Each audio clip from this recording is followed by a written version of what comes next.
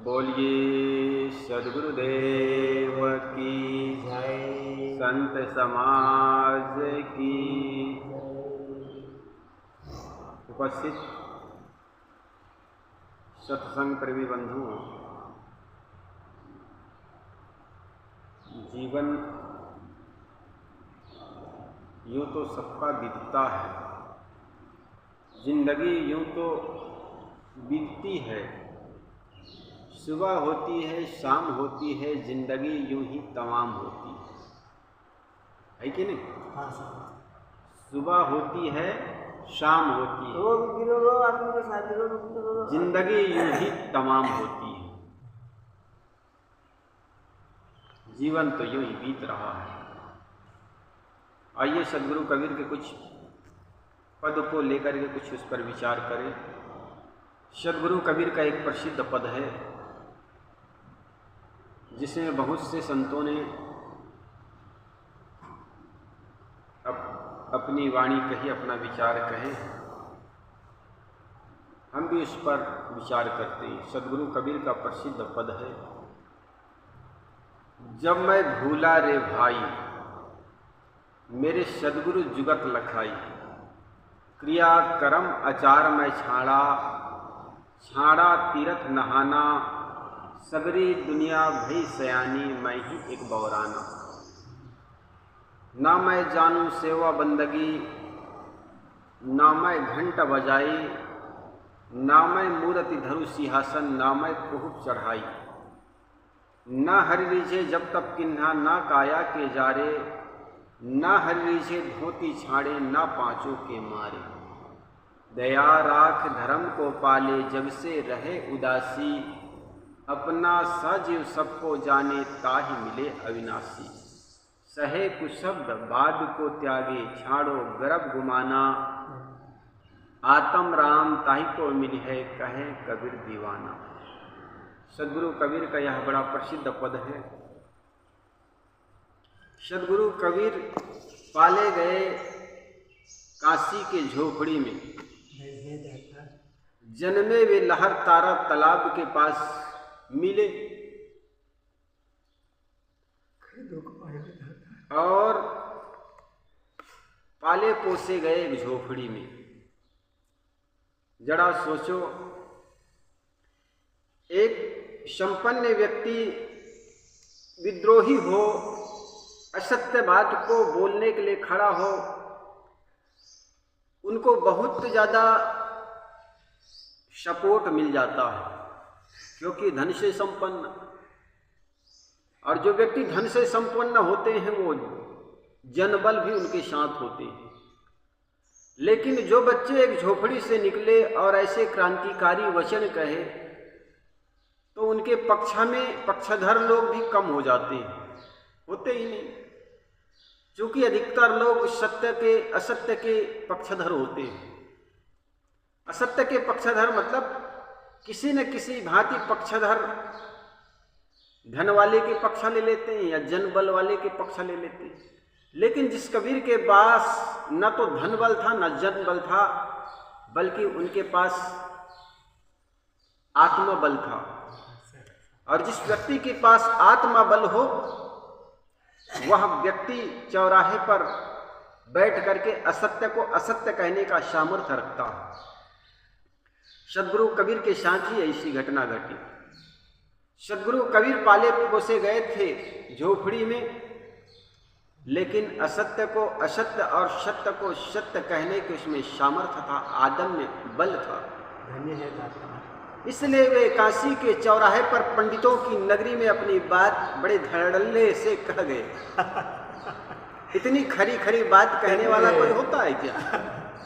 जो तू ब्राह्मण ब्राह्मणी को जाया, और राह दे काहे न आया। जो तू तुरुक तुरुकनी को जाया, पेट ही काहे न सुनती कराया। ऐसा जबरदस्त, ऐसा धारदार बातें कोई कहने में अगर सामर्थ्य थे वो है सद्गुरु कबीर। उसी समय कोई ऐसा व्यक्ति था जिन्होंने कह दिया था, जिस प्रकार हिंदू में कल्याण हो सकता है उसी प्रकार मुसलमान में भी कल्याण हो सकता है। तो कहा जाता है उस आदमी को फांसी की सजा दी गई थी। धन्य है दाता। लेकिन उस समय के सत्ता पर बैठे व्यक्ति भी मुसलमान थे कहते हैं। मुस्लिम शासक होते भी उन्होंने जो असत्य बात थी उनमें उनको वे डंके के चोट पर कहते चले गए। तो सद्गुरु कबीर एक ऐसे सामर्थ्य पुरुष थे, अपनी बात साधिकार पूर्वक समाज के बीच रखते थे। और इतना नहीं वे रखते ही थे नहीं, बल्कि उसका निर्णय देते थे। सत्य को कैसा सत्य है और कैसा असत्य है उस बात पर वे निर्णय देते थे। प्रमाण सहित बातों को समाज के बीच रखते थे। और यही कारण है कि सद्गुरु कबीर आज जन जन के हृदय में बसे हुए हैं। देखो, हिंदू संप्रदाय में जितने वेद को नहीं जानते हैं, वेद को नहीं जानते, इसका मतलब है गांव के किसी व्यक्ति को पूछो या बड़े ऑफिसर से पूछो कि आप वेद के बारे में क्या जानते हैं, तो शायद वेद की कोई ऋचा, कोई मंत्र वे बता सके।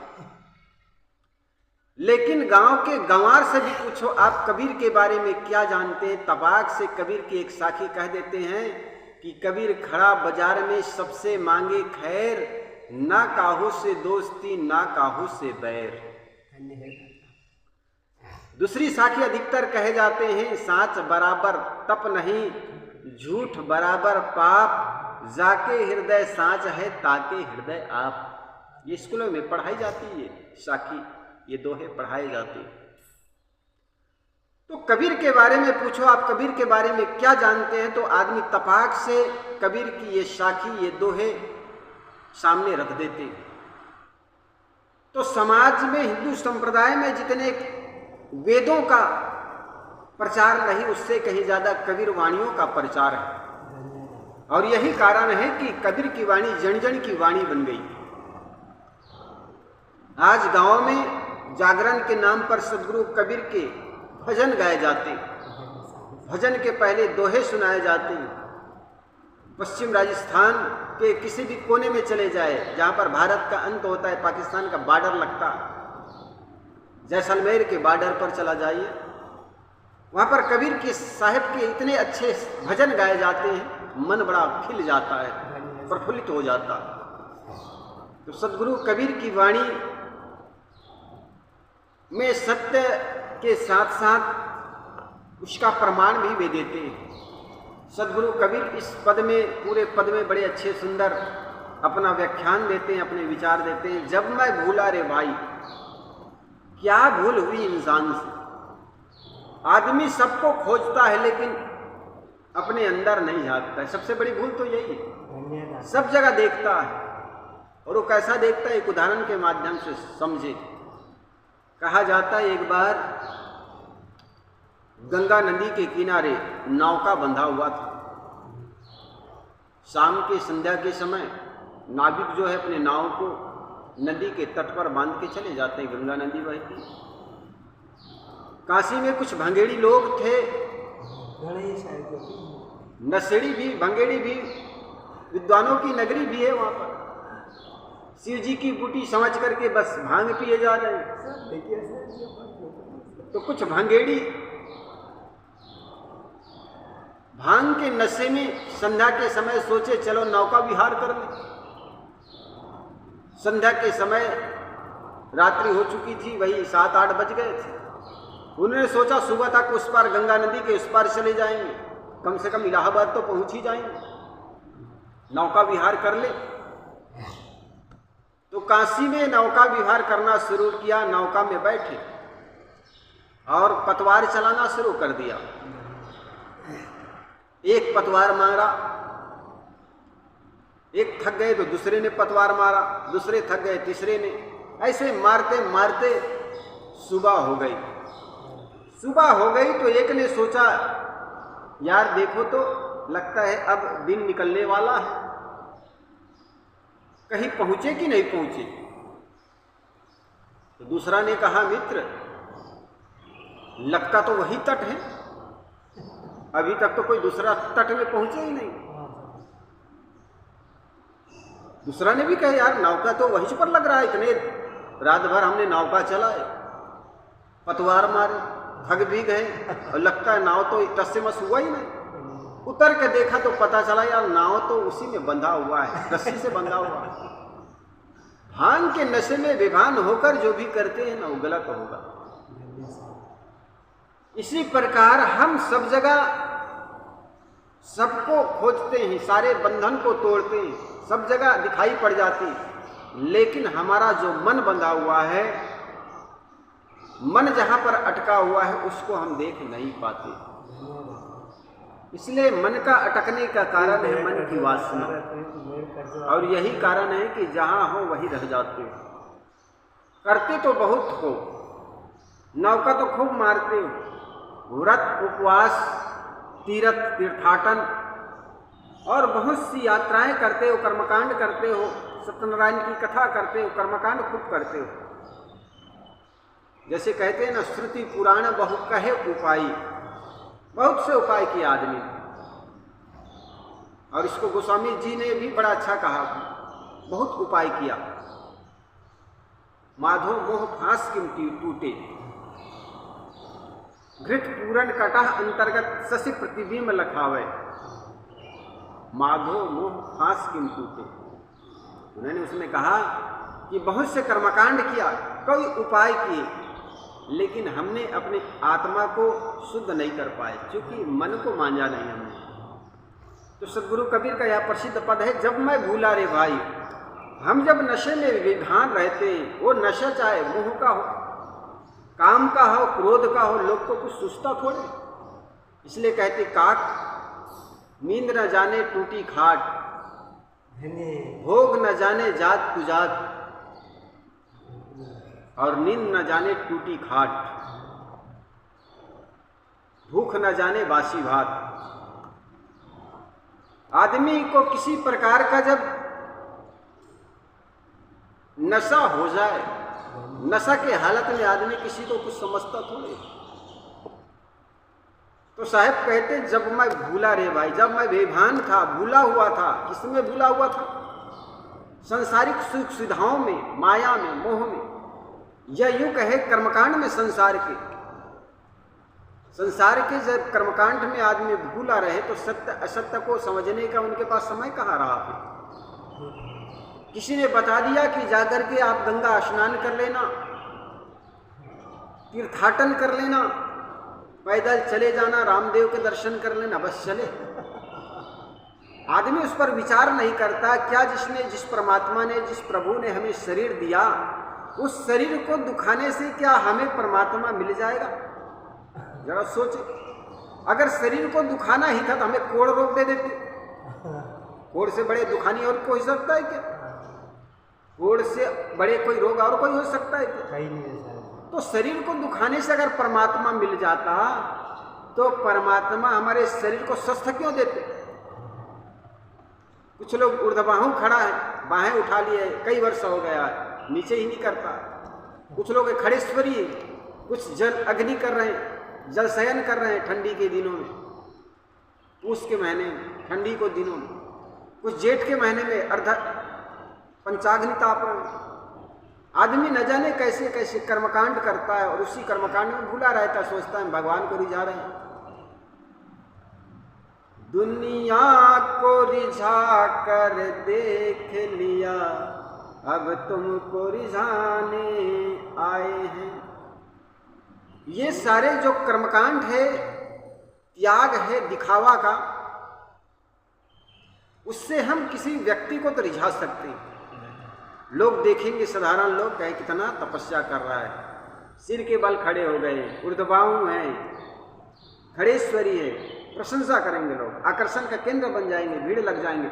आज देखो बहुत से ऐसे बाबा हैं, यही तो बोलती साहब, कई लोगों को हनुमान जी आने लग गया, अब बालाजी आने लग गए तो भीड़ लगने लग गई। यही बोलती साहब, आज यहीं पर बता दो कि फलाने बाबा आ रहे हैं और एक चुटकी राख दे देता है, आदमी की मनोकामना पूरी हो जाती है। देखो फिर यहाँ पर रहने के लिए, खड़े होने के लिए, पैर रखने के लिए जगह नहीं मिलेगी। आदमी चमत्कार को नमस्कार करता है, सत्य क्या है असत्य का है इस पर जरा भी सोच नहीं। अरे कोई आदमी हमारे प्रारब्ध के बारे में जान भी गए तो उससे हमारा क्या लाभ होगा बताओ। हमने जो भविष्य में जो किए उन्हीं को आज याद कर करके हम रोते हैं कि कैसे हमसे कृत्य गलत हो गया, ये फलाना काम नहीं करना था हमें, तो हमारा जीवन अच्छा होता। और भविष्य की बातों और जान जान के दिमाग खराब की बातें होती।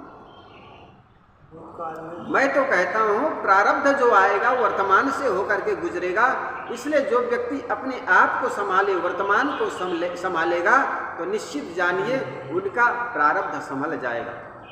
इसलिए बीत गया सो मुर्दा है, आने वाला सपना है, वर्तमान में बंधन काटो यही समय अपना है। मेरे मित्रों, वर्तमान जो मिला हुआ है, इस वर्तमान में अपने आप को सुधारने की जरूरत है। अपने कर्मों को सुधारोगे भाई, तुम पर जुल्म है न ईश्वर खुदाई। अगर अपने कर्मों को सुधारोगे तो किसी प्रकार के ईश्वर की पूजा नहीं करते हो, मंदिर में जाकर पूजा नहीं करते, कोई जरूरत नहीं। अगर आपके कर्म खराब है तो 1000 ईश्वर मिल करके भी आपके कर्म को अच्छा नहीं कर सकता, और आपके कर्म अच्छे हैं तो 1000 शैतान मिल करके भी आपको दुख नहीं दे सकता है। आज कितने लोगों को बालाजी आ रहा है, अब बालाजी आएगा तो भले आदमी, तुम ही एक ऐसा शरीर मिला है जिसमें बालाजी आएगा। हनुमान जी आ गए, जो भगवान आ गए। किसी किसी को देवी आता है, वो हाथ पर हिलाता है, सिर पटकता है, बाल हिलाता है। आदमी न जाने कैसे कैसे पाखंड में पड़ता है, सोचता है देवी जी आ गई। अरे देवी जी आएगी कि हाड़ मांस की चाम शरीर में आए। और देवी तो कहने का मतलब देवी देवता तो हर आदमी है। जिसको हम पूजते हैं, महापुरुष कहते हैं, वे भी इंसान के रूप में आए। वे आज समाज के बीच पूजनीय हो गए। उनको आज हम पूजते क्यों हैं? क्योंकि वे चरित्र उज्ज्वलता के कारण समाज के लिए वे कुछ ऐसे अद्भुत काम कर गए जिसके चलते हमारे पूजनीय हो गए। तो बाहर के कर्मकांड में जब हम भूले रहते हैं तो हमें सत्य प्रतीत नहीं होता, और जिस चीज में हम भूले रहते हैं उसमें दोष दिखाई भी नहीं पड़ती। इसलिए साहब कहते हैं हकीकत को समझो। सत्य को न समझने के कारण, ये किसी पलटू जी साहब जी ने कहा था, देखत सोना लगे सकल जग कांच है। अरे हाँ पलटू, जीवन कहिए झूठ तो मरना साच है।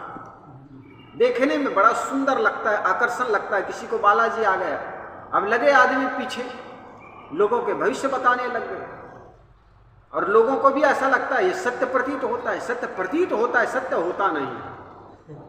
अब वो कुछ बातें हैं उसके तुक्का होती है, उनके बहुत बड़े नेटवर्क होते हैं, कुछ लोग बाहर बिठा दिए होते, वो नेटवर्क के चलते आदमी कुछ का कुछ बताता रहता है, तो कुछ सत्य प्रतीत होने लगता है। जैसे एक आदमी के बारे में कहो जी तुम बहुत कमाते तो बहुत है, लेकिन पैसा नहीं ठहरता।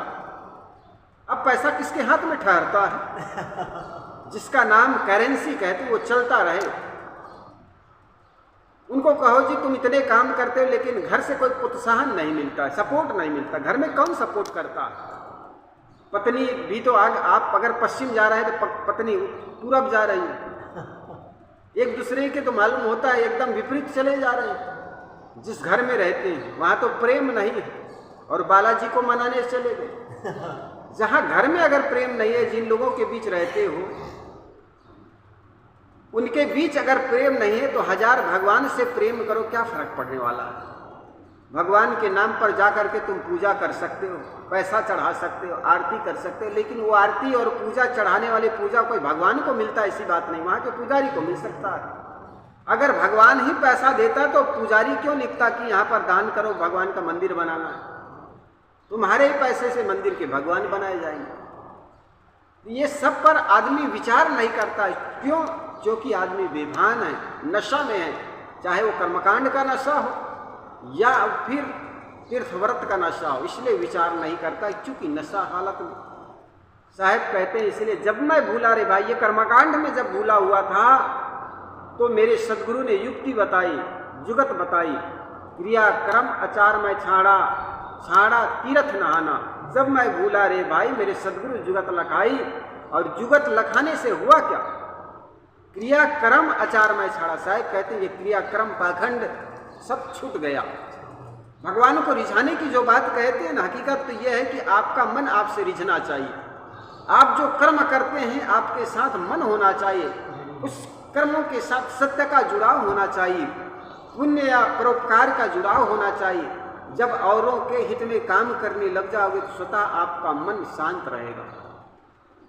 तो साहब कहते जब मैं भूला रे भाई मेरे सदगुरु जुगत लखाई, क्रिया कर्म आचार में छाड़ा, छाड़ा तीर्थ नहाना। सदगुरु कबीर कहते हैं जब सदगुरु ने मेरे को जुक्ति बताई, लखाई, तो मेरे क्रिया कर्म आचार छूट गए। और छोड़ा तीर्थ नहाना, तीर्थों में नहाने जाना भी छूट गया। अधिकतर लोग तो यूं ही कहते हैं कि हम हरिद्वार जा रहे हैं। कहे भैया? कहे गंगा स्नान करने, या प्रयाग जा रहे हैं। गंगा स्नान करने से क्या होगा? उन्होंने कहा हमारे ग्रंथों में लिखा है कि गंगा नदी में एक बार स्नान करने से जीवन के सारे पाप धुल जाते हैं। हम कहते हैं भैया पाप धुल जाते हैं, बात ठीक, लेकिन विचार तो करो पाप आखिर है क्या? गंगा जल का पानी जो है आपके तन के मैल को धोता है कि मन को मैल को धोता है?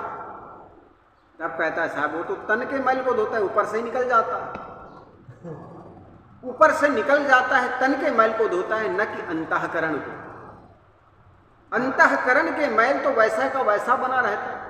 अगर तुम कहो कि अंतःकरण के मैल धुलता है, तो आप अगर गंगा नदी में स्नान करके आए तो अपने आप को तौलिए। आपके मन में काम उठता है कि नहीं उठता है? क्रोध उठता है कि नहीं उठता है? लोभ उठता है कि नहीं उठता है? अगर काम क्रोध लोभ फिर भी उठ रहा है तो आपके अंतःकरण को तो धोया नहीं, केवल आपके शरीर को धोया, वो भी उसी क्षण के लिए। ऐसा नहीं कि सबर के लिए वहां से स्नान करके आ गए और सदा सदा के लिए अब स्नान नहीं करना है। अरे 4 दिन स्नान नहीं करोगे, 2 दिन स्नान नहीं करोगे, शरीर से गंध मारना शुरू कर देता। तो चाहे कहीं भी स्नान करके आओ, 1 दिन बाद आपका शरीर गंदगी से भर ही जाएगा। तो गंगा का जल जो है आपके शरीर के मैल को धुला सकता है, न कि अंतःकरण को। एक मनोरंजक कहानी है, कहा जाता है एक ट्रेन में एक पंडित जी बैठे हुए थे, उसके सामने वाली सीट में एक संत जी विराजमान थे, कबीरपंथी रहे होंगे। ट्रेन जब चलने लगी, चलते चलते आगे बढ़ी, पंडित जी अपने हाथों में से, अपने झोली में से कुछ निकाले पान, फिर उसमें कुछ डाले चूना, फिर उसमें कुछ डाले सुपारी, तंबाकू। संत से देख करके रहा नहीं गया। चूंकि पंडित जी सुंदर धोती पहने हुए थे, लंबी चोटी थी, तिलक लगाए हुए थे, यूं कहते हैं ना मधुरी बानी, लंबी तिलक, दगाबाज की यही निशानी। तो जब वो लंबी तिलक लगाया हुआ था, चोटी बड़ी हुई थी, धोती पहना हुआ था, तो संत ने उससे कह बैठा कि लगता है आप कोई पंडित जी हैं।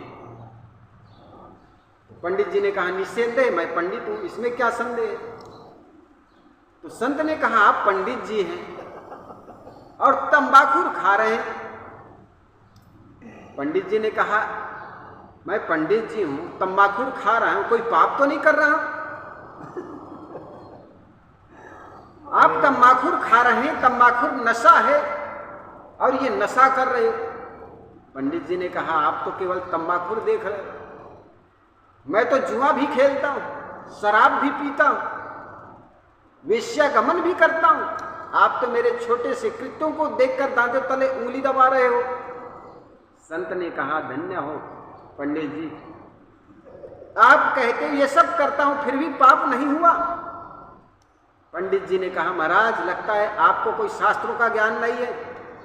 मैं गंगा का किनारे प्रयागराज में ही बसता हूं, और आदमी एक बार क्या, मैं तो रोज स्नान करता हूं गंगा में, और शास्त्रों में लिखा है कि गंगा में स्नान करने से जीवन के सारे पाप धुल जाते हैं। महाराज आपको लगता है शास्त्रों का ज्ञान नहीं है।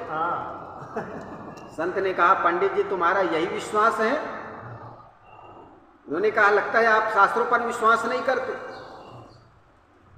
संत ने कहा महाराज जी, पंडित जी, शास्त्रों पर विश्वास करे या ना करे, चलो एक बार प्रयोग करके देखो, प्रयाग पता लगा कर को देखें। जिस गंगा में तुम रोज स्नान करते हो, पाप वो गंगा लेती ही कि नहीं लेती?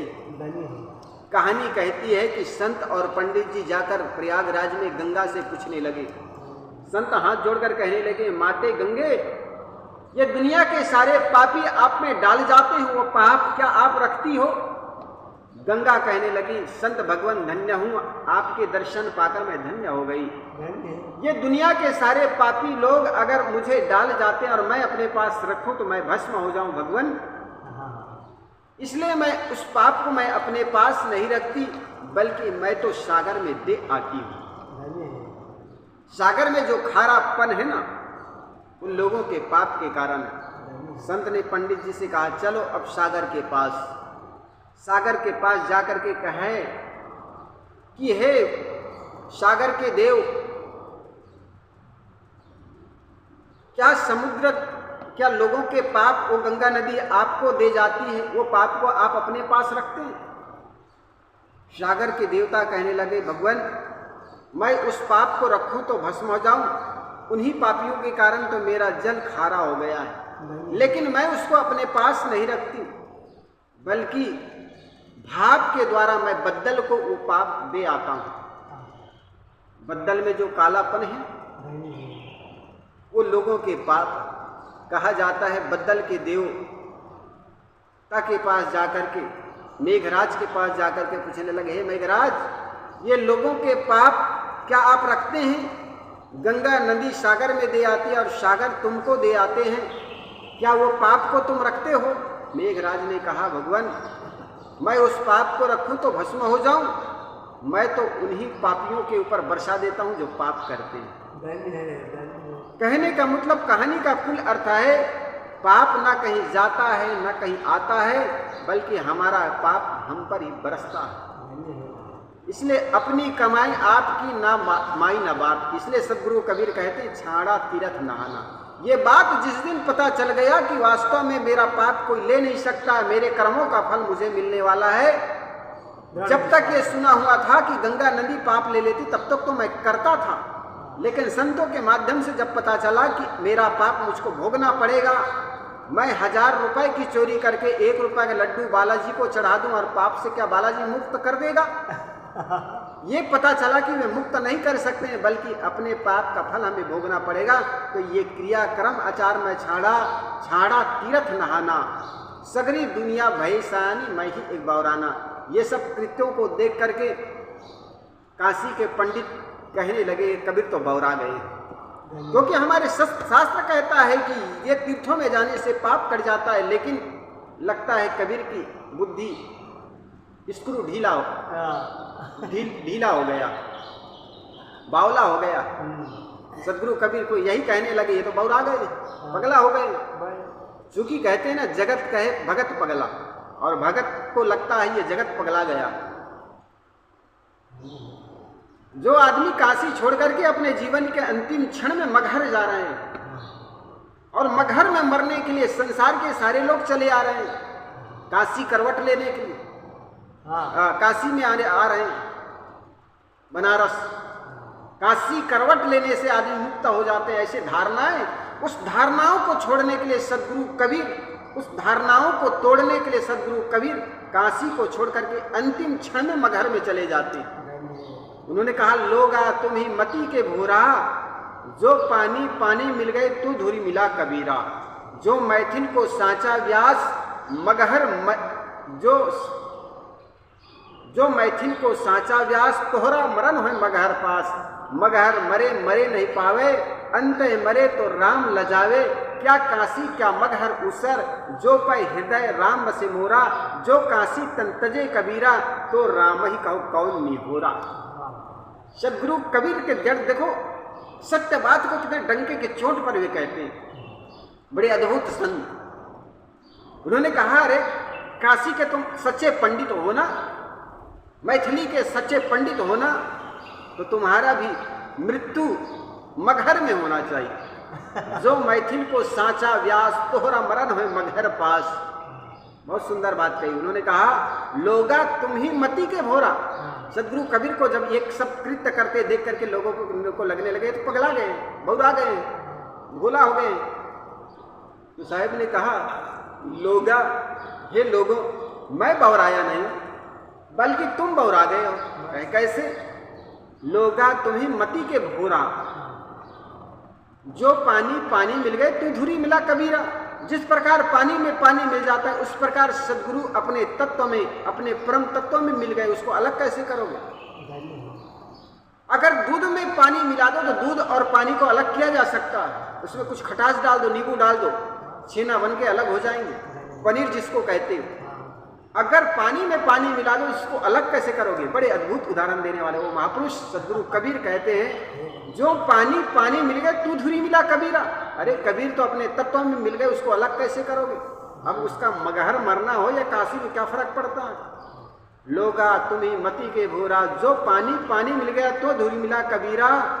जो मैथिल को साचा व्यास तोहरा मरण है मगहर पास। सदगुरु कबीर कहते अगर तुम भी मैथिली के सच्चे पंडित हो ना, तुम्हारा मरना भी मगहर में होना चाहिए। तो पंडितों ने कहा कि कबीर, हमने एक अंधविश्वास हमारे पूर्वजों ने फैलाए शास्त्रों के माध्यम से कि काशी में मरने से, काशी करवट लेने से मुक्ति होगी, और आप कहते हो मगहर में मरने से मुक्ति होगी। फिर तो आपने भी एक अंधविश्वास फैला दिया। हम में और आप में अंतर क्या है? फिर तो सदगुरु कबीर कच्चे धागे से बने नहीं थे। उन्होंने बड़े अच्छा उत्तर दिया। मगहर का अर्थ होता है, वो शब्द शिल्पी थे, एक एक शब्दों के बड़े तार तार कर देते थे, अर्थ निकालते थे। मगहर का अर्थ होता है ज्ञान का रास्ता। हर मने रास्ता, मग मने रास्ता, हर मने ज्ञान। ज्ञान के रास्ता में तुम्हारा भी मरण हो तो ज्ञान के रास्ता में मरना होगा ना, तुम भी मुक्त हो जाओगे। जो मैथिल को साचा व्यास तोहरा मरण हो मगहर पास। मगहर मरे मरे नहीं पावे, अंत मरे तो राम लजावे। सदगुरु कबीर कहते जो व्यक्ति ज्ञान के रास्ता में चल करके मरेगा, अगर अपने सत्कर्मों के रास्ता पर चल करके मरेगा, वो आदमी मर नहीं पाएगा। मगहर मरे मरे नहीं पावे, अंत मरे तो राम लजाए। और जो लोग ये सोच करके मरेगा कि काशी में हम कैसे भी कर्म किए हो, काशी में जाकर मर जाएंगे, मुक्त हो जाएंगे, राम को लज्जित करता है, अपने सत्कर्मों को लज्जित करता है। अपने कर्मों को उस आदमी को विश्वास नहीं, उसको विश्वास है गंगा में, उसको विश्वास है भगवान पर, उसको विश्वास है मंदिर में, उसको विश्वास है तीर्थों पर, उसको विश्वास है आकाश के रहे चंद्रमा पर, सूरज पर, लेकिन वो आदमी को अपने कर्मों पर विश्वास नहीं। अंधविश्वास तो अंधविश्वास ही है। तो कहने का मतलब अपने कर्मों को सुधारोगे भाई, तुम पर जुल्म है न ईश्वर खुदाई। अगर तुम अपने कर्मों को सुधारते हो तो किसी प्रकार के कोई शैतान आपको दुख नहीं दे सकता है। अगर कर्म खराब है तो हजार ईश्वर मिल करके भी आपको सुख नहीं दे सकता। इसलिए मैं कहा करता हूँ, कर्म तुम्हारे अच्छे हैं तो किस्मत तुम्हारी दासी है, धर्म तुम्हारे अच्छे हैं तो घर में मथुरा काशी है। कर्म धर्म दोनों खराब तो गले में यम की फांसी है। कर्म धर्म दोनों अच्छे तो जीवन बना अविनाशी। इसलिए मेरे मित्रों, सदगुरु कबीर कहते हैं मगहर मरे मरे नहीं पावे, अंत मरे तो राम लजावे। क्या काशी क्या मगहर उसर, जो पे हृदय राम बसे मोरा। सदगुरु कबीर कहते हैं मेरे हृदय में राम बसा हुआ है, मैं सत्कर्मों में चल रहा हूं, तो कौन सी, चाहे काशी में मरो या मगहर में मरूं या उसर जमीन में मरूं, क्या फर्क पड़ता है? मौत तो सबको आती है, मरना तो एक दिन सबको पड़ेगा। लेकिन मरने के पहले जो आदमी अपनी चेतना को जगा लेता है, अर्थी उठे इसके पहले जीवन के अर्थ को समझ जाता है कि मैं जन्मा क्यों हूं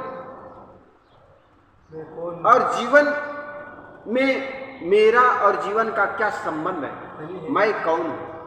ये जीवन के सार्थक प्रश्न है।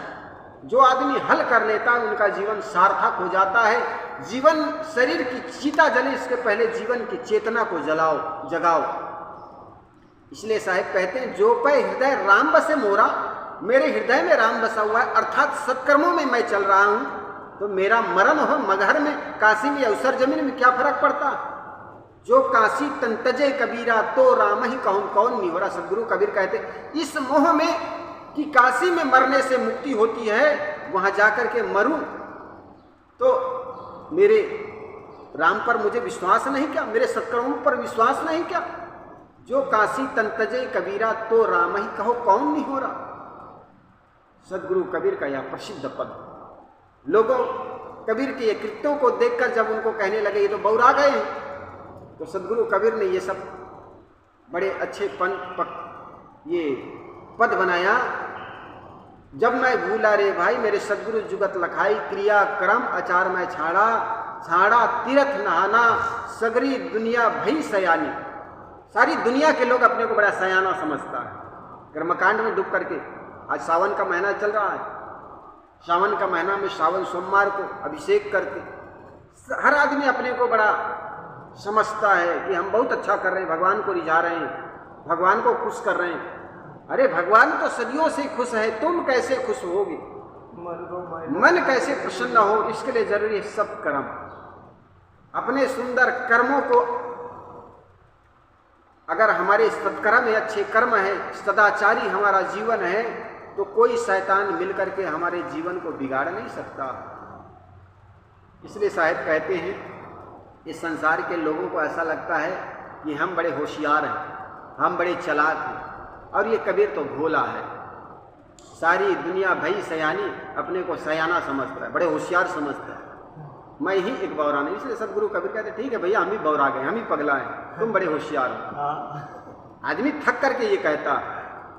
कुछ लोगों को कहना है कि कबीर अहंकार पूर्वक कहते हैं, अहंकार नहीं है सदगुरु कबीर का, ये सदिकार पूर्वक कहता है। और जब कबीर का मजाक उड़ाने लगे कि ये तो बौरा गए, पगला गए, हम बड़े होशियार हैं, तो कबीर ने कहा भैया हम होशियार हैं। होता है ना कई बार, ये तो पगला गए।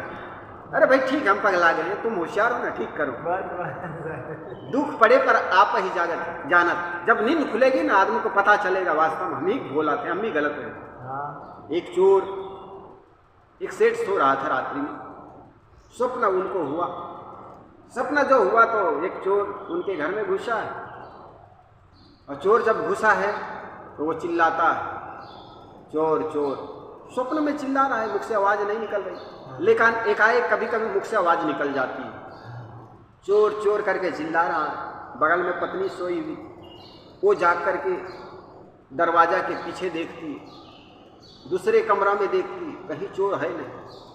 बाद में इधर उधर देखने के बाद पास में आकर अपने पति सेठ को जगाती सेठानी, जागो क्या हुआ, कहाँ है चोर? तब सेठ की आंखें खुली, तब कहता अरे चोर कहाँ है? जागने के बाद उनको भी ऐसे लगने लगा चोर कहाँ है। जब तक सोया हुआ था, बेभान था स्वप्न में, तब तक उनको लग रहा था कि चोर चोर चोर चोरी करने आया है, डर रहा था। और जैसे ही नींद खुली, पत्नी ने झटका दी, पत्नी जगाई, वो जगा, तब कहता, वो भी कहता है कि कहाँ चोर है। ठीक इसी प्रकार जब हमको ऐसा लगता है कि हमको ये कर लेने से वो हो जाएगा, लेकिन हमारी जब नींद खुल जाएगी तब पता चलता है सत्य क्या है, असत्य क्या है। इसलिए अगर हम असत्य पथ पर चल रहे हैं, किसी कर्मकांड पर चल रहे हैं, उस कर्मकांड से जब अलग होते हैं, किसी भी चीज को देखने के लिए हमें दूरियां चाहिए। जब उसमें पूर्णता मिल जाते हैं, लवलीन हो जाते हैं, हमें वो दिखाई नहीं पड़ती। इसलिए सदगुरु कबीर कहते हैं जब मैं भूला रे भाई मेरे सदगुरु जुगत लखाई, क्रिया कर्म आचार में छाड़ा, छाड़ा तीर्थ नहाना, सगरी दुनिया भई सयानी मैं हूँ बौराना। ना मैं जानू सेवा बंदगी, सदगुरु कबीर कहते हैं किसी प्रकार की मैं सेवा बंदगी, तुम कहते हैं भगवान के सेवा कर रहे हैं, भगवान को स्नान कराते हैं, सुबह उठाते हैं, नित्य क्रियाक्रम कराते हैं, दतोन घसाते हैं। हमने देखा गुरुद्वारा में दतोन करा रहे हैं, गुरुद्वारा में गुरु ग्रंथ को उनको ले जाकर ठंडी के दिनों में रजाई उड़ाते हैं, गर्मी के दिनों में एसी जल लगा लेते हैं, दिन में पंखा झेलते हैं। वो सोचते हैं कि भगवान को हम सुला रहे हैं, भगवान को हम जगा रहे हैं, भगवान को हम खिला रहे हैं। सदगुरु कबीर कहते हैं ना मैं जानू सेवा बंदगी, मैं इस प्रकार की सेवा बंदगी नहीं कर पाता हूं भैया। ना मैं जानू सेवा बंदगी, ना मैं घंटा बजाई और न ही घंटा बजा करके मैं जगा पाता हूं। ये तो वो करते हैं जो भूला हुआ है, जिनको ऐसा लगता है ये परमात्मा है। जिसको हमने बनाया वो परमात्मा कैसा हो सकता है? इंसान ने जो बनाया वो परमात्मा कैसा हो सकता है? आपका बनाया हुआ जरूर आपके ही समान होगा, लेकिन आदमी को बड़ा मोह होता है हमारे द्वारा बनाई हुई चीज हमारी परमात्मा, लेकिन ये प्रकृति के द्वारा बनाया हुआ सुंदर ये देह के साथ सुंदर व्यवहार नहीं करता है। इसमें जफरानी झाड़ देता है, चूना चाट लेता है, तम्बाकू झाड़ लेता है।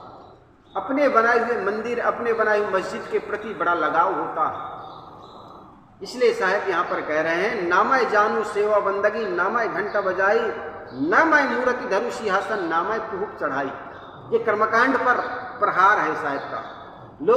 जो लोग सुबह घंटी बजाकर भगवान को जगाते हैं, दतोन कराते हैं, नित्यक्रम क्रियाक्रम कराते हैं, स्नान कराते हैं, फिर उसकी पूजा करते हैं, फिर भोग लगाते हैं, भोग लगाने के बाद फिर दोपहर में विश्राम करते हैं, ठंडी के दिनों में एसी लगा देते हैं, गर्मी के दिनों में एसी लगा देते हैं, ठंडी के दिनों में रजाई उड़ा रहे हैं।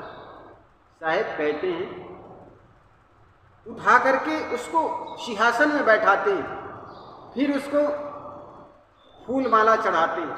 साहब कहते हैं, ना मैं जानू सेवा बंदगी, ना मैं घंटा बजाई, ना मैं मूर्ति धरू सिंहासन, ना मैं कुहुक चढ़ाई। ये तो रह गए कर्मकांड। साहब आगे कहते हैं, भगवान को रिझाने वालों के लिए जैसे कई बार होता है ना, घर छोड़ करके संन्यास ले लिए। आगे साहब कहते हैं ना कि न हरि रिझे जब तक कि ना काया के जारे, न हरि रिझे धोती छाड़े, ना पांचों के मारे। साहब कहते हैं हरि को रिझाने के लिए आदमी घर द्वार छोड़ देता है। न हरि रिझे जब तक कि ना, आदमी जब करता है तब करता है। किसी व्यक्ति को कहो भाई क्या नाम जपते हो, कहे राम राम राम राम, कबीर कबीर कबीर कबीर कबीर कबीर, और गायत्री मंत्र, हनुमान चालीसा, बहुत से ऐसे मंत्रों का जाप करता है आदमी। जो मंत्रों को हम जाप करते हैं, जिस नाम का हम जाप करते हैं, वो सब नाम 34 अक्षर से निकला हुआ नाम।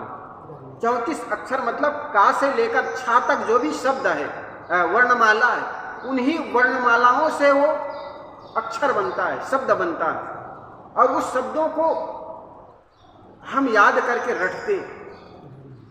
किसी भी मंत्रों को जाप कर लेने से, किसी भी नाम को जाप कर लेने से आदमी का चित्त शुद्ध हो सकता है, इतनी बात है। उससे चित्त शुद्ध होता है, मतलब चित्त एकाग्र हो जाएगा।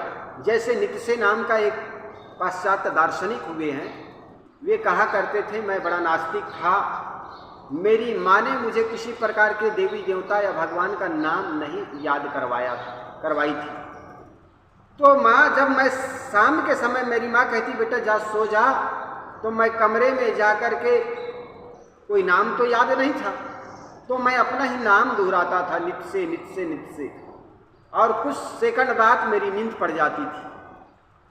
तो जिसको हम नाम जाप कहते हैं ना, वो नाम जाप, किसी भी नाम को आप दोहराइए बार बार, उससे चित्त एकाग्र हो जाएगी, नींद आ जाएगी। इनका इतना फल हो सकता है। लेकिन तुम कहो कि मुक्ति मिल जाएगी, मोक्ष मिल जाएगा, तर जाओगे, ये ऐसा नहीं है। जैसे एक 100 रुपये किलो में बासमती चावल 1 किलो आ सकता है, लेकिन 1 क्विंटल आ जाएगा, ये कहना ये धोखे में डालना। जिसका जो मूल्य है, जैसे नाम जाप का अपना मूल्य है, नकारा नहीं जा सकता है। नाम जाप करोगे तुम्हारा चित्त शुद्ध होगा, एकाग्र हो जाएगा, और मन के एकाग्र हो जाने से व्यक्ति को नींद आ जाएगी।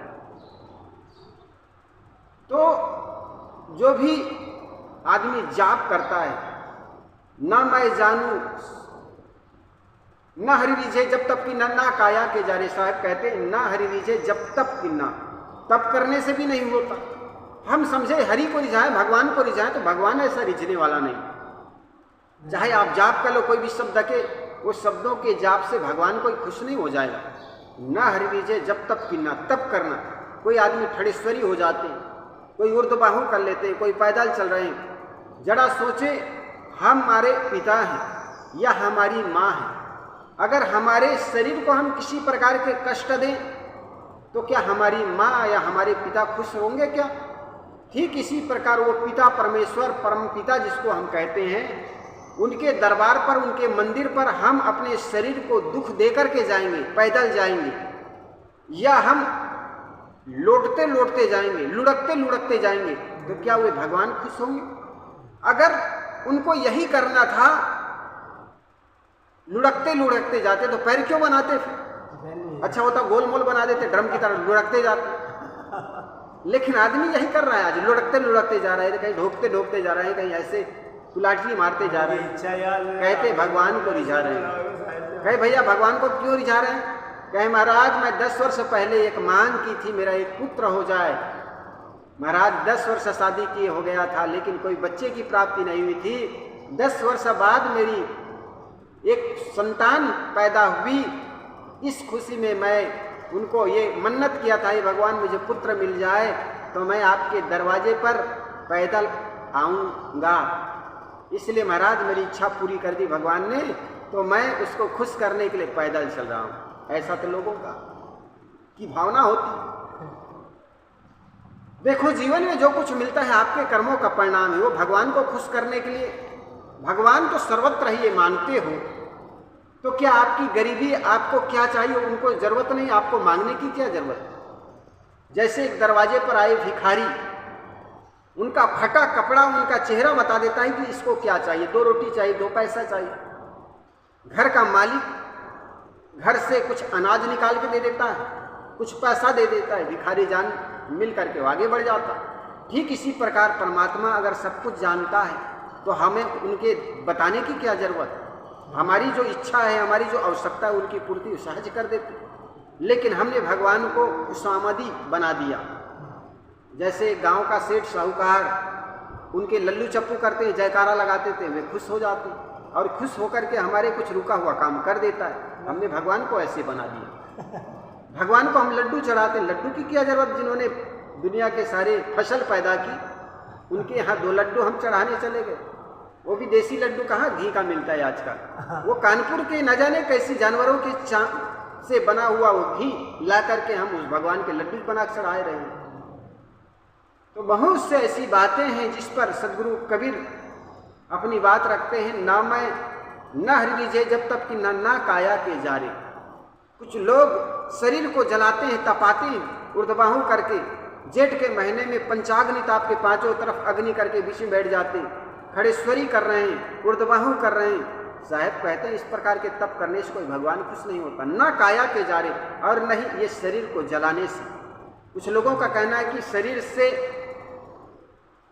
हम भोग न करके शरीर को सताना शुरू कर देता है। आदमी शरीर को ही सताने लग जाता है। गोस्वामी जी ने एक जगह बड़ा अच्छा कहा है कि ख्याल तो नहीं, मतलब शरीर को देह सुखाए पिंजर भये भजे रैन दिन राम, तुलसी मिटी न वासना बिना विचारे ज्ञान। सदगुरु कबीर कहते हैं देह सुखाए, लोगों ने देह सुखा दिया। कुछ लोग अति में उतर गए, भोगवादी हो गए। शरीर को भोग करके, शरीर के खाद्य पदार्थों को भोग करके शरीर बहुत फूल जाता।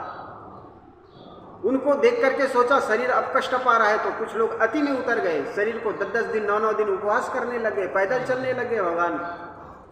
तो सदगुरु कबीर कहते हैं ये दूसरा अति हो गया। इसलिए जीवन में सहज मार्ग अपनाना चाहिए। शरीर है, अन्नमय कोश है, इनको अन्न चाहिए, लेकिन उतना ही अन्न चाहिए जिससे आप जीवित रह सको। दूसरे के भोजन को छीन कर खाना ये भी पाप है, तो इस शरीर को दुखाना भी पाप है। इसलिए सहज मार्ग अपनाओ, जिसको सदगुरु कबीर ने कहा कि संतों सहज समाधि भली, गुरु प्रताप भयो जा दिन से सूरत ने अंत चली। जहाँ जहाँ डोलू सो परिक्रमा, जो कुछ करूँ सो पूजा, जब सोऊं तब करूँ दंडवत भाव मिटाऊं दूजा। आँख न मुंदू कान न रुंदू काया, कष्ट धारो खुले नयन हंस हंस पहचानो सुंदर रूप निहारो। शब्द निरंतर मनवा राता मलिन वासना त्यागी, उठत बैठत कबू न छूटी ऐसी तारी लागी। कहे कबीर सुनो हो संतों। हो पंक्ति ऐसा कुछ है, सुख दुख से एक परे परम पद, सो पद है सुखदाई। ये सदगुरु कबीर के अंतिम पद। कहने का मतलब साहब कहते हैं कि किसी प्रकार को भगवान को रिझाने के लिए जप तप की जरूरत नहीं, साधना की जरूरत है। मन इंद्रियों को साधना है, और सत्य बराबर तप नहीं, सदगुरु कबीर ने कहा। तप करने का मतलब ये नहीं कि शरीर को सुखाओ, शरीर को सताओ। शरीर से क्या भगवान का दुश्मनी है क्या? भगवान की दुश्मनी नहीं है शरीर से, इसलिए शरीर को सुखाओ मत, शरीर को तपाओ मत। शरीर को भोग चाहिए, भोजन चाहिए, इनको भोजन दो समय पर, पानी चाहिए पानी दो, और ये एक साधन है। जब साधन ठीक रहेगा तो साध्य की प्राप्ति हो सकती है, लेकिन साधन ही खराब हो तो किसके माध्यम से तुम साध्य को पाओगे? इसलिए शरीर एक साधन है। ना हरि रीझे जब तक कि ना काया के जा रही है। शरीर को जलाने से भी कुछ नहीं होगा, शरीर को सताने से कुछ नहीं होगा। शरीर का उपयोग करो, शरीर मिला हुआ है, इसको साधना में लगाओ। साहेब आगे कहते हैं, ना हरि रीझे जब तक कि ना काया के जा रे, ना हरि रीझे धोती छाड़े ना पांचों के मारे।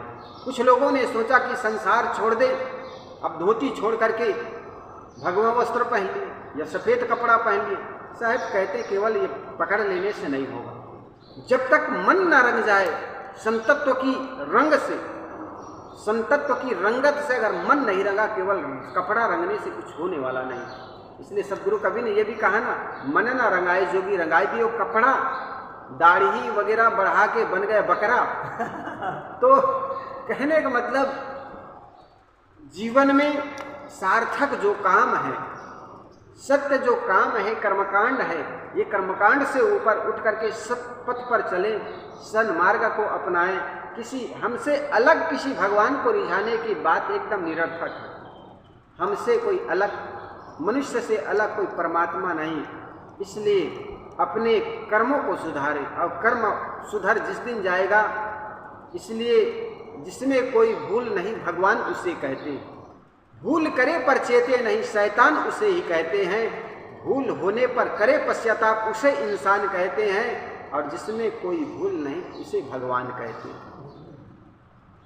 इसीलिए किसी के काम जो आए उसे इंसान कहते हैं, पराया दर्द अपनाए उसे भगवान कहते हैं। बड़े अच्छे भजन हैं, ये भजन तो गाते रहते हैं। आइए पंक्ति पद जो शुरू किए हैं उसको हम पूर्णता की ओर ले चले। तो साहेब कहते हैं, ना हरि रीझे जब तक कि ना काया के जा रे, ना हरि रीझे धोती छाड़े ना पांचों के मारे। साहेब आगे कहते हैं, फिर कैसे मिलेगा परमात्मा? तो उन्होंने कहा, दया राख धर्म को पाले। मिलना भी नहीं, वही हो जाओगे जिसकी आपको खोज है। लाली खोजन मैं चला, जित देखा तित लाल, मैं भी हो गया। जिस प्रकार नमक का ढेर समुद्र में चला जाए समुद्र को पता लगाने के लिए, तो नमक का जो ढेर होता है, नमक का टुकड़ा है, डली है, वो सागर में घुल जाएगा। इसी प्रकार तुम परमात्मा को खोजने चले हो तो परमात्मा में वही हो जाओगे। इसलिए कहते लाली खोजन मैं चला, मैं भी हो गया लाल। तो जीवन वही हो जाएगा जिसको खोजने चलोगे, तो जानना वही हो ही तुम। तो साहब कहते हैं कि दया राख धर्म को पाले। जीवन में इसका कुछ लोग दो तरह से अर्थ करते हैं, दया राख धर्म को पाले। अगर दया रखा जाए, दया रखना ही धर्म को पालन करना है, ये एक अर्थ हुआ। दूसरा अर्थ ये होता है दया राख, मतलब दया को हट करके कोई धर्म कर होता है क्या? कुछ लोग होता है ना, कर्मकांड करते हैं ना, धर्म कर रहे हैं, जीववध कर रहे हैं। अरे दया को छोड़ करके कोई धर्म किया जा सकता है क्या? बलि करे जीववध करत है, अकर्म करे मोर भाई, जो तोहरा को ब्राह्मण कहिए काको कहिए कसाई। सतगुरु कवि ने बड़ा अच्छा कहा। इतना चोट धारदार बातें कहने वाला कोई हो, बड़े अद्भुत। जो ताको ब्राह्मण कहिए तो काको कहिए कसाई। साहब ने इतनी बात कह दी। अरे कोई बलि करता है धर्म के नाम पर मंदिर में या किसी और देवी स्थान पर, तो वो धर्म कहाँ हुआ?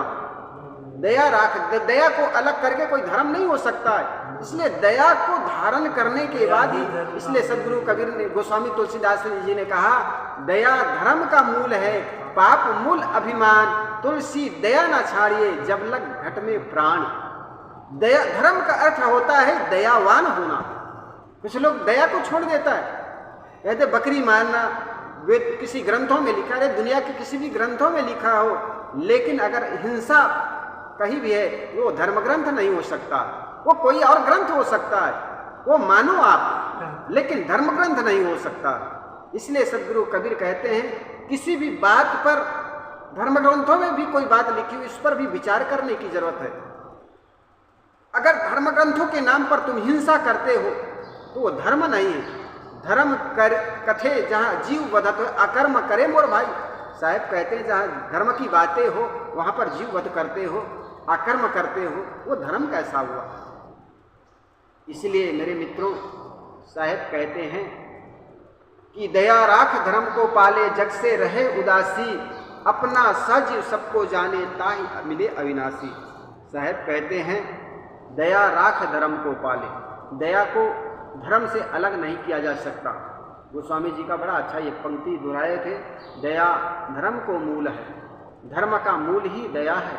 इसलिए जीव हिंसा करके हम समझे किसी भगवान को रिझा लेंगे, भगवान की मांग है, देवी चंडी माँ दुर्गा यही मांगती है, तो कोई ऐसा दुनिया में देवी नहीं, भगवान नहीं जो अपने ही पुत्रों का बलि चढ़ाए मांगेगी। इसलिए हमें विचार करना चाहिए, ये जीव बलि तो आदमी अपने जीव के वशीभूत होकर के, अपने स्वार्थ के वशीभूत होकर के जीव के आड़ लेकर, भगवान के आड़ लेकर पशु बलि चढ़ाता। कोई भगवान ऐसा नहीं कि जो बलि मांगता हो, और जो बलि मांगेगा वो भगवान कैसा। हमने कैसी गांव में ऐसा कुछ देवियां देखे हैं, देवी आती हैं उनको और बलि चढ़ाती हैं, वो कैसी देवी जो बलि मांगे। इसलिए मेरे मित्रों, साहब कहते हैं दया राख धर्म को पाले, जग से रहे उदासी। उदासी मतलब बहुत आशा मत करे संसार से। उदास का मतलब ये नहीं कि तुम एकदम निराशा से भर जाओ, उदास से भर जाओ, मतलब बहुत संसार से आशा मत करो, आशावादी मत बनो। दया राख धर्म को पाले, जग से रहे उदासी, अपना सजीव सबको जाने ताहि मिले अविनाशी। साहब कहते अपने समान सबको जाने, घाव काहि पर घालो, जित देखो तित प्राण हमारो। सदगुरु कबीर कहते हैं जिधर देखते हो उधर ही तू है, फिर किसको दुख पहुंचाओगे। घट घट में वही साईं बसत है, कटुक वचन मत बोल। सदगुरु कबीर का तो पद पद पर इतनी दयावान के पद भरा हुआ है, जीव मात्र को दुखाओगे तो उसका पाप आपको भोगना पड़ेगा। उन्होंने कहा कि जीव मत मारो बापुरा, सबका एक है प्राण, हत्या कबहू न छूटी है, जो कोटि सुनो पुराण। अगर तुम जीव वध करते हो और कहो हम पुराण पढ़ते हैं, कथा सुनते हैं, कथा सुनने जीव वध करोगे तो कोई पुराण करोड़ों सुनो, उससे आपका पाप दूर नहीं हो जाएगा। इसलिए साहब कहते हैं दया राख धर्म को पाले, जग से रहे उदासी, अपना सज सबको जाने ताहि मिले अविनाशी। सहे कुशब्द बाद को त्यागे। साहब कहते किसी ने गाली दे दी, किसी ने कुछ कह दिया तो सुन लो, छाड़ो, वाद विवाद में पड़ो मत। सहे कुशब्द बाद को त्यागे। अगर किसी ने कुशब्द कह दिया, किसी ने गाली दे दी, क्या फर्क पड़ता। मन इतना निर्मल हो जाए कि कोई आदमी कुछ कह दे, ये स्थिति आ जाए, ये बहुत ऊंची बात है। बुद्ध के लिए कहा जाता है कि बुद्ध को एक राहगीर, बुद्ध ऐसे बैठे थे व्यास गद्दी पर और कोई राहगीर आकर उनको गालियां देने लगे। बुद्ध कुछ बोले नहीं, वो चले गए। बाद में उनको मन में बड़ा पश्चाताप हुआ, घर से लौट करके आया, बुद्ध को क्षमा मांगने लगे, भगवान मैंने बड़ा बदसलूकी की आपके साथ, बड़ा गलत किया आपके साथ, माफ कर दीजिए। फिर भी कुछ बुद्ध बोले नहीं, आंसू बहा रहे हैं, रो रहे हैं। महात्मा बुद्ध ने कुछ नहीं किया। बुद्ध ने उसको पकड़ा, पकड़ के हिलाया, कुछ समझे मैं अभी रो रहा हूं। भगवान बुद्ध ने कहा क्या फर्क पड़ता, कल तुम मेरे से नाराज थे, तुम गालियां दे रहे थे, वो नाराज भी तुम अपने कारण थे, और आज तुम पश्चाताप के आंसू लेकर के रो रहे हो कि मैंने गलत किया, वो भी तुम्हारे अपने कारण है, मैं उसमें कारण नहीं हूं। जरा ख्याल करो, मैं अगले गांव से गुजर रहा था, कुछ लोगों ने मुझे मिठाई दी, मैंने लेने से इनकार कर दिया, वापस कर दिया, और वापस कर दिया तो किसको मिलेगा, उन्हीं को मिलेगा, उसको वापस ले गए वे, खा गए। ठीक कल तुम मुझे गाली दे रहे थे, मैंने लिया नहीं, तो वो गाली किसको मिलेगा, भगवान, फिर तो वो मेरे को ही मिले। बस वैसे ही जानिए, मुख से कुछ शब्द निकले हवा से, हवा में लीन हो गए, क्या फर्क पड़ता है? तुम बुद्ध पुरुष महापुरुषों को गालियां दे, उससे क्या फर्क पड़ता है? इसलिए वाद विवाद में नहीं पड़ना चाहिए। सहे कुशब्द वाद को त्यागे, छाड़ो गर्व गुमाना, अहंकार मत करो। स्वाभिमान और अहंकार, स्वाभिमान कभी गिरने मत देना और अहंकार कभी आने मत देना। जिस व्यक्ति के अंदर स्वाभिमान गिर जाता है उनको गिरने में कभी टाइम नहीं लगता, और जिस आदमी के अंदर अहंकार आ जाता है वो कभी ऊपर उठ नहीं सकता। इसलिए साहब कहते छाड़ो गर्व गुमाना, आत्म राम ताही को मिले है, कहे कबीर दीवाना। सदगुरु कबीर का यह बड़ा प्रसिद्ध पद साहब कहते उस आदमी को आत्मतत्व उस व्यक्ति को मिलता है जो अपने आप को निर्मल करता है। मन जब निर्मल हो जाए, यह मन तो निर्मल भया जैसे गंगा नीर। सदगुरु कबीर गंगा का उदाहरण भी बड़ा अच्छा देते हैं। गंगा नदी तो कानपुर और इलाहाबाद के आते आते इतना खराब हो गया है कि कुल्ला करते भी नहीं बनता है। स्नान तो दूर, हाथ में छूने का भी मन नहीं करता। हाँ, हरिद्वार ऋषिकेश के पास इतना निर्मल जल है, उसमें अपना चेहरा देख सकते हैं, बहुत शुद्ध है, बहुत साफ। तो उस जल को देख करके 600 वर्ष पहले सदगुरु कबीर कहे थे, जैसा निर्मल गंगा जल पाछे पाछे हरि फिरे कहत कबीर कबीर। साहब कहते हैं